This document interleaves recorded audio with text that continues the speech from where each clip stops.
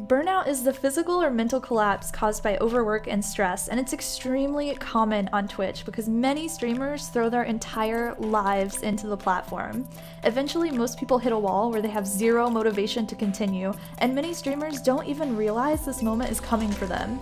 So let's talk about how you can tell if burnout is coming for you. What's up guys, it's ashnichrist and welcome back to my channel where I teach you to pursue your dreams and learn to stream. So sign number one that you are dealing with burnout is that you are having high levels of stress and anxiety. For streamers, this usually manifests as feeling overwhelmed. You might feel like you can't keep up with the demands of being a community leader, or you might feel like you can't think about your channel in a positive way. High levels of stress and anxiety are really bad to experience because these come out in your personality as well. And so you feel less happy whenever you're talking to your community, your content, you seem just less happy to be there, and people don't really want to watch someone if they're not having fun. Sign number two is lack of engagement.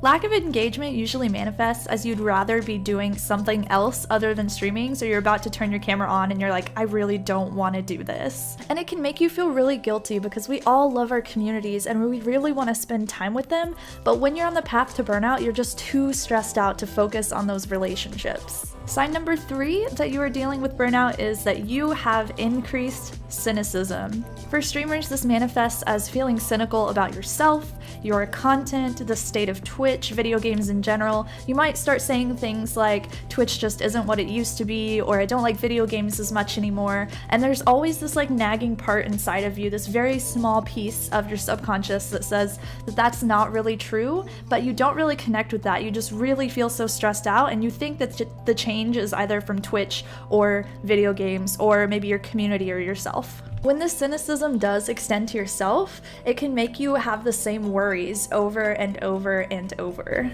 And the voices in your head are extremely negative without a positive voice to balance those negative voices. So you're probably telling yourself to do more, work harder, be more, be better, keep going at the pace that you're going, even though that pace is leading you to being burned out and having zero motivation. Sign number four that you're dealing with burnout is that you start changing the way that you eat and the way that you sleep. You might start eating way more or way less, or you might be really distracted whenever you eat, so maybe you're just watching a lot of TV and not actively realizing how much you are putting into your mouth. If you are overeating, usually it's because during this time we're not eating because we need the nutrients, we're eating because that food creates good feeling hormones inside of our body. So it helps release dopamine and serotonin. And when you're really stressed out, you really need those hormones to feel better. You might also feel physically and emotionally fatigued, and this leads you to looking for ways to zone out. So you might start either watching a lot of TV or just doing any other lazy kind of practices that help you keep your mind off of the situation. If you experience this, you just don't want to engage with life like you used to. There's just no color in life anymore. And this can actually become a full-blown physical illness. So if you find yourself getting sick a lot, getting colds,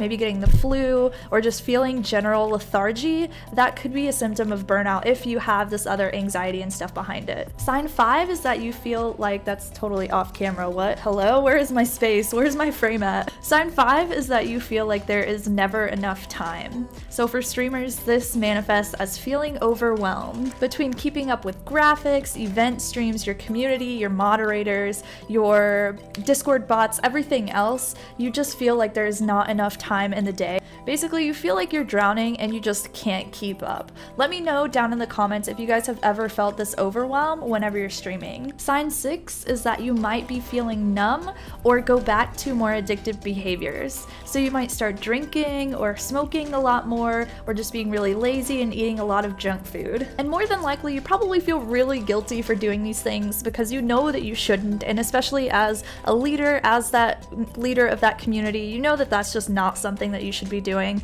but you need those things, you feel like, to take your mind off of the situation or to distract you from the other stresses in your life. Sign number seven is inefficacy, and inefficacy basically means that you're not internalizing your accomplishments. You might feel less competent to handle the projects that you've agreed to handle, or you feel less productive.